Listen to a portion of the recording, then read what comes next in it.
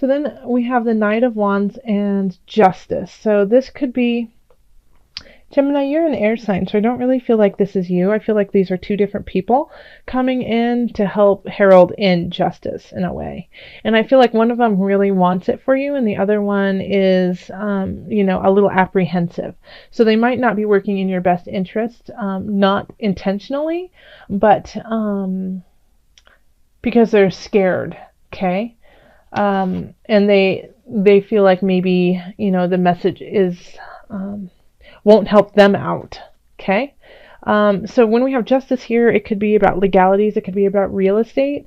It could also, be about a divorce. It could be more about contracts, things, taxes, things like that. And so it could be like the two different sides kind of vying for what is right. So I would definitely, in this regard, go with the Knight of Wands just because they're in their upright position and they have all the energies that they need on their side. And I feel like, they're kind of, they've got your back in a way, because they have, this could be like your lawyer in a way. They've got your back because it's in their best interest to do that. Okay, so over here in love, we do have a new beginning happening, but the only way that we have that new beginning happening is to let something go. This transformation is death. Okay, and I think it's really hard for you to let go because you've been fighting and working on this for a long time, this relationship. And, you guys might have been doing counseling. You guys have been doing everything that needs to happen. And it's just time to let it go. Like, here we go. We have the 10 of Swords here.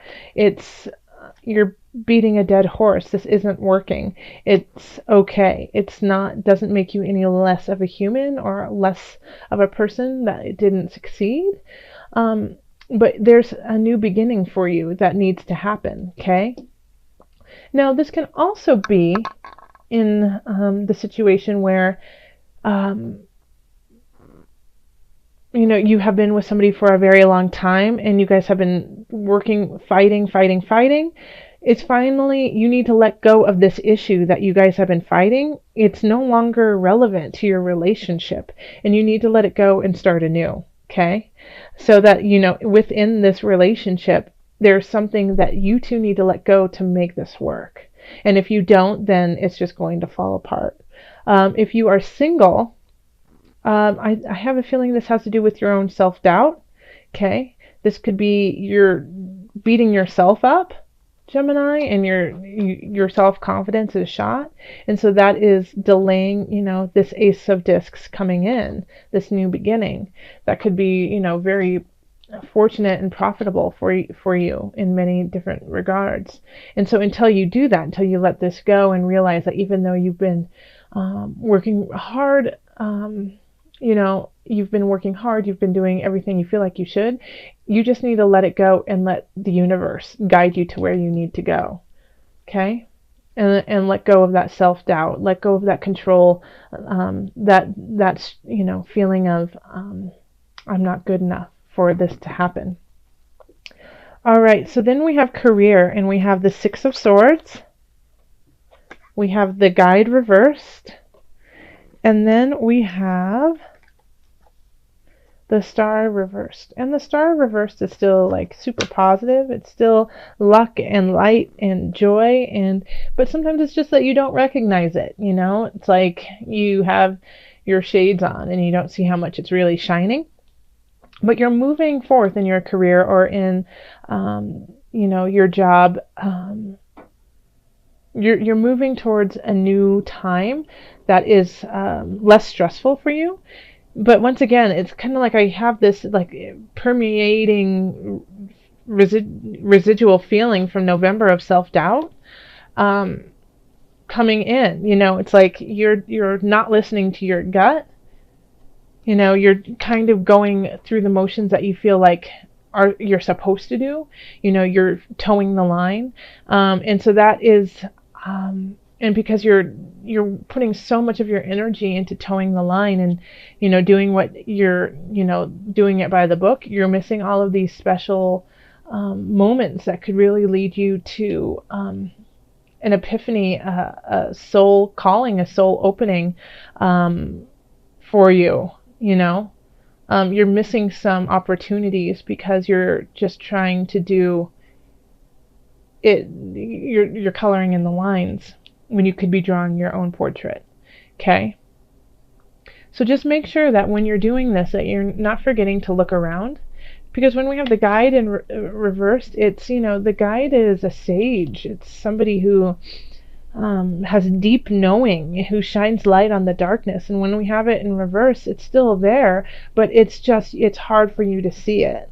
Yeah. And so these two cards want to shine the light on you and give you the possibility of finally doing a job or career that really fulfills you in some regards. But it's and you're going towards that path, but it's also that you're just missing some very important aspects, and they could be really tiny, tiny details, just to help you, you know, sail a little bit smoother. Okay. Here is finances. So we have the Ace of Cups reversed, and then we have the Awakening, and then the Two of Swords reversed. So financially, it's kind of topsy-turvy. Like there's, you know, with the Ace of Cups, it's also a beginning, but it's a beginning that you're, you know, like that you're unsure of, and you haven't, you know what, it's kind of like it's not panning out like you had hoped, that you might have had like a, you know, made a very quick decision that you didn't necessarily think about, and you just made it quickly, and now you're kind of regretting it when it comes to finances. So it could be like you made a really big purchase and now you don't really like it, and so it's not what you had hoped it would be. It's not the beginning that you'd hoped for. However, we do have the Awakening right here. So even if it isn't working in your favor, like if financially you're struggling, and you've spent money on ways, and now you kind of like are doing the head slap, like, oh, why did I buy that, you know, karaoke machine for $5,000 and I just see it on eBay for $20, you know, kind of thing. You know, it'll still rectify itself by the end of the month. You know, you'll still, you won't. It'll just be a huge head slap moment of, okay, lesson learned. Ugh. Golly, but it'll work out. Okay. Yeah. So I don't see like destitution in this. I just see, oh, I thought that this was going to be so much better than it really was, and it isn't as good as you thought it was going to be. Okay. So then here, Gemini, we have health. We have the High Priestess in reverse. We have the King of Discs in reverse. Sorry, I think I showed you the High Priestess really fast, so I'll try to slow down a little bit. And then the Four of Cups reversed. So this is really, like, just looking at this card, I would say, you know, get a massage. Okay? Because I feel like because of this financial situation where it's just kind of annoying to you, and it doesn't allow you to spend your money like you would have liked to by the end of the month. And this is holiday season, so you know you could have been extravagant on the gifts, and then thinking, why did I spend all that money on my girlfriend and we just broke up? I feel like it's wearing on your body, you know, this, and holding on to some things from the past, Gemini.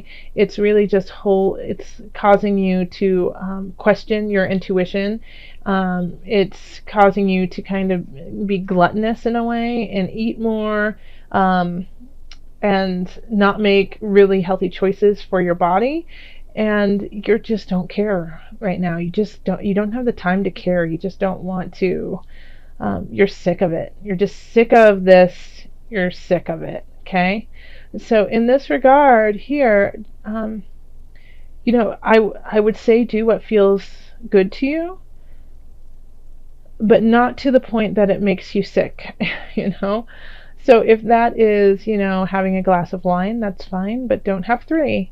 If that is that you want to run a marathon, only run one, don't run two, So this is kind of a sign of just going,